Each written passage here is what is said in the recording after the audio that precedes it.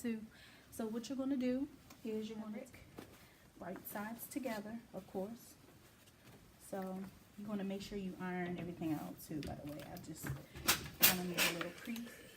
But you're going to take your fabric, line everything up, pin it if you need to do that. So what I'm just going to go ahead and do, you know, just is, you know, you would normally just pin.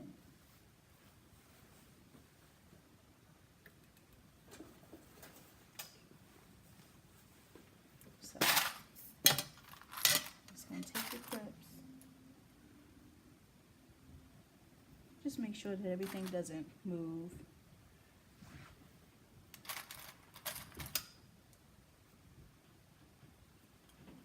Okay, so got your fabrics right sides together. You want to make sure you sew everything.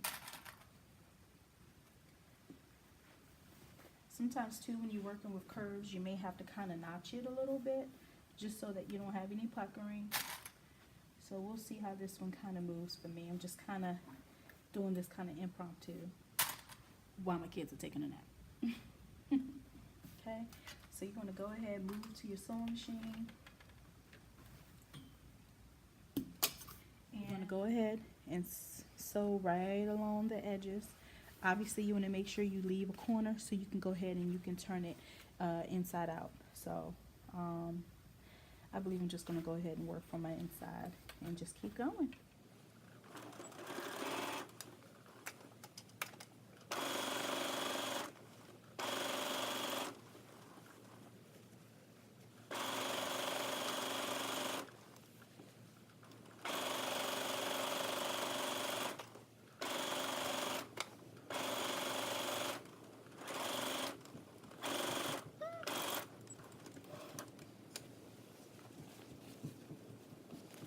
Go ahead and do the outside.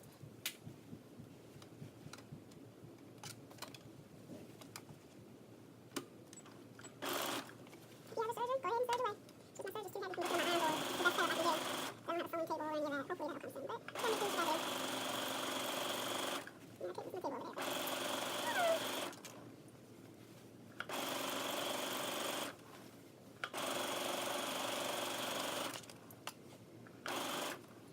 The signature, you have that point there, so just make sure you go down, then you want to make sure you go back up.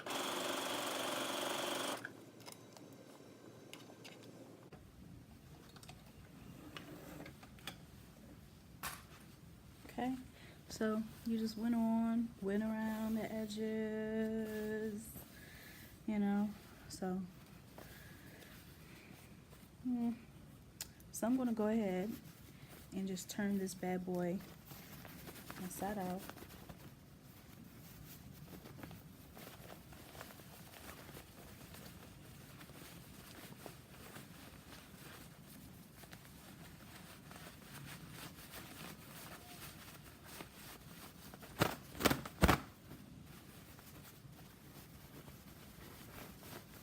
Tell them Russian, right?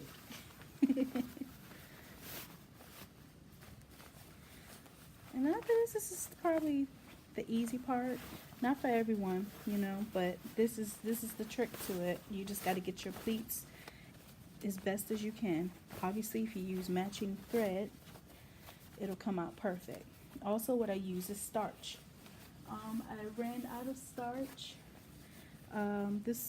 Ran out of starch, and it just adds, you know, a little structure. Or you can add interfacing, you know, and it's the same exact step.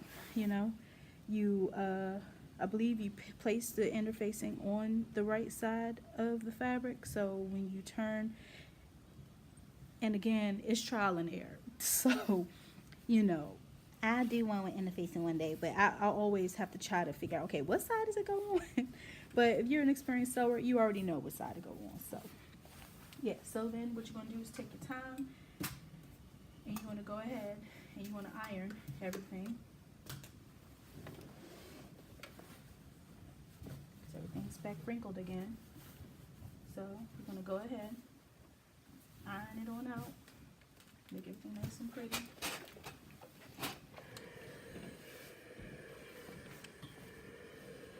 Okay.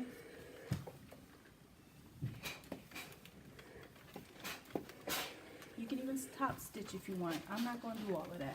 It's just a quick little situation.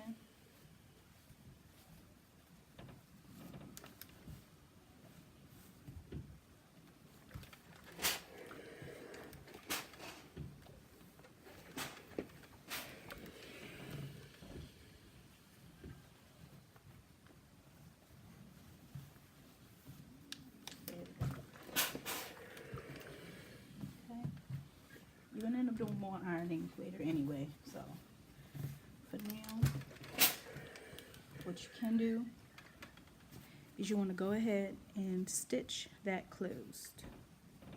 So just go ahead, bam, stitch that. So I'm gonna go ahead and just close this one out right here. And obviously, you know, you could do the same thing with the other side and just go through the narrow end. If you have this other side is stretchy, the brown side stretchy, so you just reach your hand. But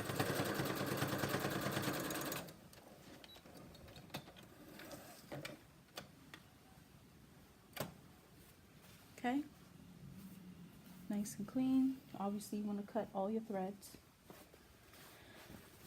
I'll do that in just a second. Just want to close this other side.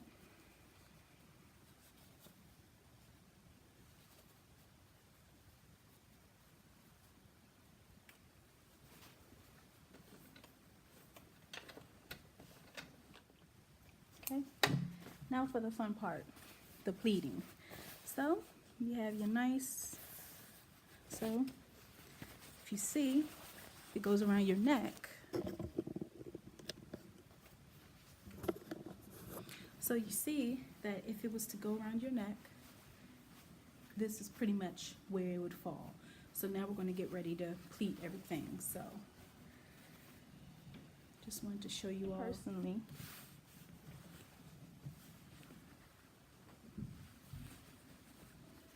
For me personally, what you want to do when you're making these jabots is you want to make this wider,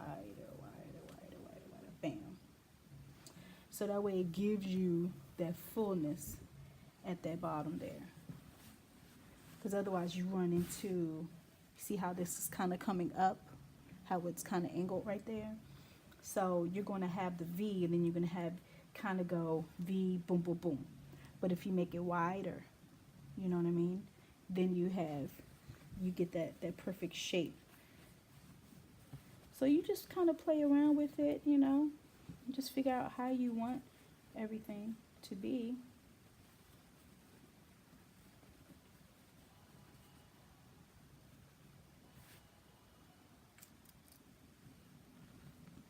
Okay.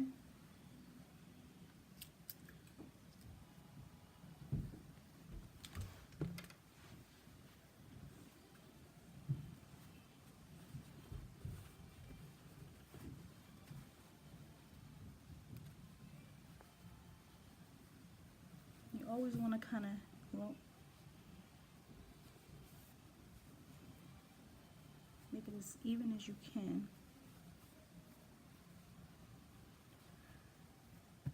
So you have that little tie situation.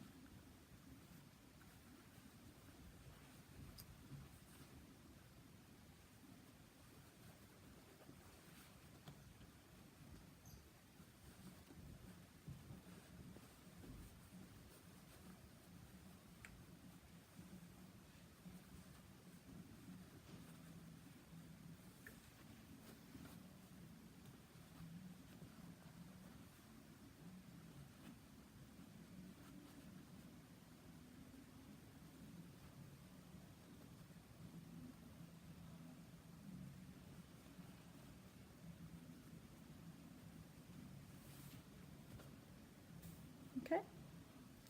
Took me a minute, but you just gotta kind of work with it to see how you would do it. Obviously, this would fan out just a little bit. So, see?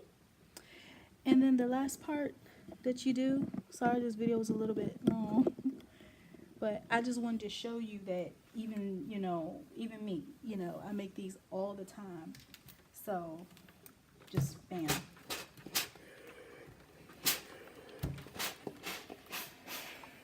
Okay. And then normally what I do is I use my handy dandy needles, and I just pin my pleats in place, particularly around here, because that's where everything's going to be basically holding. Okay, so you just take your time, pin everything down how you would want it once you're satisfied. I know y'all been asking for this tutorial for a minute, but I apologize, because when you have 2 kids and you're trying to fit stuff in where you can get time, obviously they're taking a nap. So, and normally you would probably say, okay, well, Kiana, what do I do next? Okay, so what you're going to do is, obviously you would just try to fit it on your mannequin. Kind of see if you like, you know, this is what the other side looked, if y'all was just kind of wondering. So, you know, this is what the other side looks like. So you would be like, okay, do I like that? Okay, I think I like it. You know, and again, you make it as wide as you want. Remember when I was telling you about that pattern? Then you make this part wide. So that way, if you want this to kind of come, the skinnier you do it, the narrower it's going to be. The wider you do it, the more fuller it's going to be. So obviously it's going to require more fabric. And remember, mine was 21 inches long. Sorry, you might have to rewind the video to see exactly where. But what you can do next is you take your sewing machine, okay? You want to go ahead and just stitch as close to the edge as you can.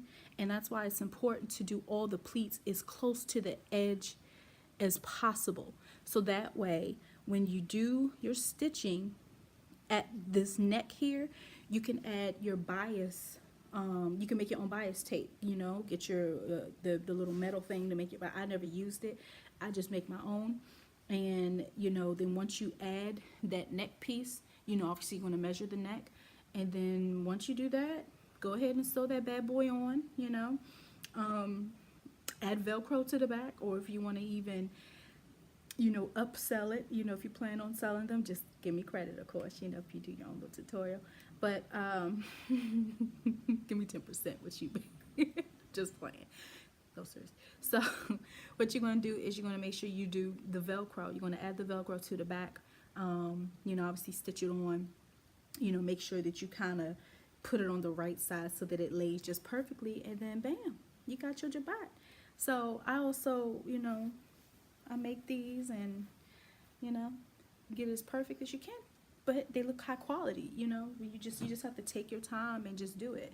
This here is another little piece that I make as well. Look at that square, bam, bam, bam neck. You can make that neck part as long as you need to. Add interfacing on it. And it's super simple to make, you know what I mean? Literally, it's this shape on the fold. This shape on the fold, okay? You don't need no dimensions. You just try to measure however wide your neck is. Add a little loop on the end, okay? Take that edge here. You want a tutorial on how to make this, let me know as well.